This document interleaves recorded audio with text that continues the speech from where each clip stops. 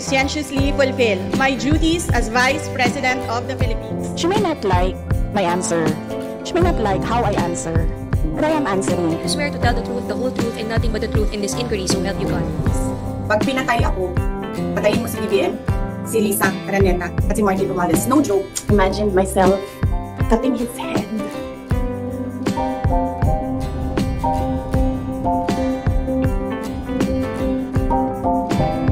I, Sara Zimmerman Duterte, do solemnly swear that I will faithfully and conscientiously fulfill my duties as Vice President of the Philippines. She may not like my answer. She may not like how I answer. But I am answering. You swear to tell the truth, the whole truth, and nothing but the truth in this inquiry, so help you God.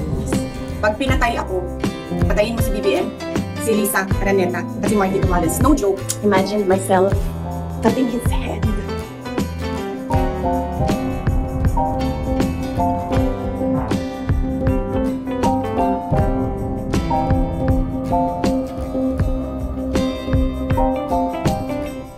Noong ikalima ng Pebrero 2025 ay inimpeach ng House of Representatives si Vice President Sara Duterte matapos beripikahin at pirmahan ng 215 House members ang Articles of Impeachment laban sa kanya. Alinsunod sa Article 11 ng ating konstitusyon, hindi na kailangang magsagawa ng impeachment hearing ang House kung ang Articles of Impeachment ay pinirmahan na ng one-third ng lahat ng miyembro nito.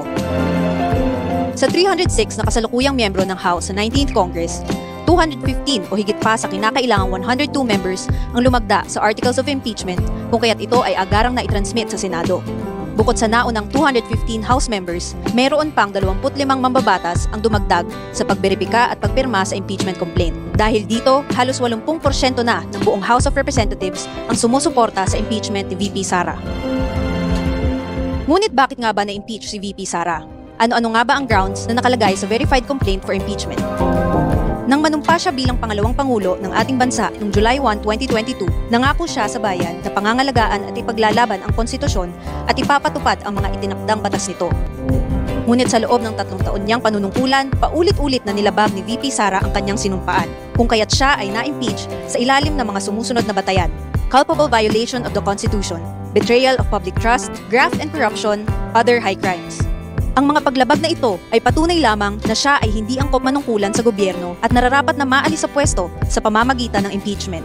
Narito ang 7 grounds for impeachment na nakapaloob sa articles ng verified impeachment complaint laban sa pangalawang pangulo. Nakasaad sa Article 1 na si VP Sara ay nagkasala ng betrayal of public trust, nakagawa ng paglabag sa konstitusyon at high crime sa kanyang live press con noong November 23, 2024.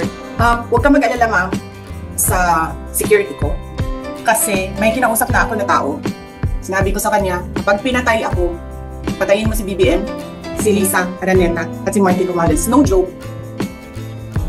No joke. Nagdealing na ako, ma'am. Pag namatay ako, sabi ko, huwag ka tumigil na hanggang hindi mo mapatay sila. And then he said yes. May naunang pahayag din si VP Sara na nagsasabing nais niyang putulin ang ulo ni Pangulong Bongbong Marcos. Gusto ko tanggalin yung ulo niya ba? Imagine myself cutting his head. Nakapaloob naman sa Article 2 ng Verified Impeachment Complaint na nagkasala ng betrayal of public trust si VP Sara dahil sa maling paggamit at paglustay ng public funds.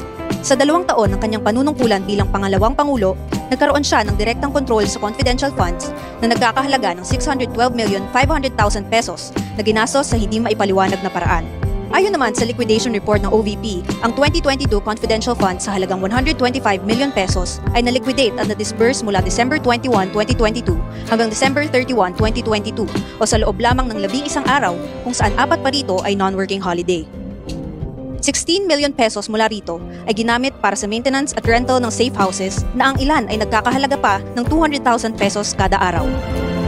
Lumalabas na 11,363,636 pesos and 36 centavos ang ginastos ng OVP kada araw mula December 21 hanggang December 31 mula sa confidential funds. Gumamit din ng gawa-gawang pangalan tulad ni na Mary Grace Piatos, Cocoy Villamin at iba pa ang OVP sa kanilang acknowledgement receipts ng confidential funds. Sa pagberipika ng Philippine Statistics Authority o PSA, sa 1,992 pangalang ginamit ng OVP bilang mga nakatanggap ng confidential funds, 1,322 dito ang walang birth records at imbentong pangalan lamang. Sa Article 3 ng Verified Complaint for Impeachment, isinasaad na hindi angkop manungkulan sa gobyerno si VP Sara dahil sa bribery at graft and corruption.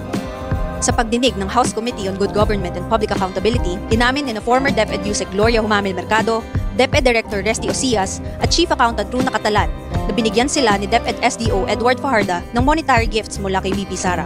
Ang mga opisyal na ito ay responsable sa mga bidding projects sa DepEd. Ang hayagang pagpapahintulot ng gawaing ito ay direktang paglabag ni VP Sara sa RA 3019 at RA 6713 patungkol sa Code of Conduct and Ethical Standards for Public Officials and Employees. Ipinapakita naman sa Article 4 ng Verified Complaint for Impeachment ang nagawang paglabag ni VP Sara hinggil sa hindi maipaliwanag na yaman at pagkabigong ipakita sa SALN ang kabuuan ng kanyang ari-arian. Ang pagtaas sa net worth at assets ni VP Sara ay labis at hindi makatwiran para sa isang opisyal ng gobyerno. Hindi angkop ang pera niyang naipon kung pagbabatayan ang sweldo niya sa gobyerno. Sa Article 5 ng Verified Complaint for Impeachment, bukod sa pagbigay ng death threats kay Pangulong Bongbong Marcos, First Lady Liza Araneta Marcos at Speaker Ferdinand Martin Romualdez, nakagawa ng high crime si VP Sara dahil sa kanyang pag-utos na ipagpatuloy ang extrajudicial killings sa ilalim ng Oplan Tokhang sa Davao City nung panahong siya ang mayor nito. When I started the Operation Tokhang, I was called by him about Tokhang, and it was approved by Sara Duterte. By Sara? By Sara Duterte. Because at that time she was the mayor. She was the mayor at the time. Nakapaloob naman sa Article 6 ng Verified Complaint for Impeachment na nagkasala ng betrayal of public trust si VP Sara dahil sa kanyang mga gawain at negatibong pahayag na nag-uudyok ng sedisyon at rebelyon laban kay Pangulong Bongbong Marcos at sa kanyang administrasyon. At panghuli, sa Article 7 ng Verified Complaint for Impeachment, inihayag ang sukdulang pag-abuso sa kapangyarihan at pagtataksil sa tiwala ng taong bayan ni VP Sara sa kanyang buong panunungkulan bilang lingkod bayan. Ang lahat ng mga paglabag na nabanggit sa 7 Articles of Impeachment ay malinaw na patunay ng betrayal of public trust, culpable violation of the Constitution, at graft and corruption ni VP Sara. Pinagtitibay nito na hindi siya naaangkop manungkulan sa gobyerno at nararapat lamang alisin sa pamamagitan ng impeachment. Kung mahahatulang guilty ng Senado bilang impeachment court, hindi na rin maaaring humawak ng anumang pwesto sa gobyerno si Vice President Sara Duterte.